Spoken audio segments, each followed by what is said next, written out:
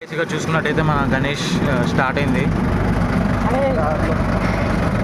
మనం ట్రాక్టర్లు ఎక్కుతున్నాం. First time ట్రాక్టర్లో కూర్చున్నా నేనైతే. ఫస్ట్ టైం నువ్వే చెప్పు. అందరం ఫస్ట్ టైం ట్రాక్టర్లో కూర్చున్నాం.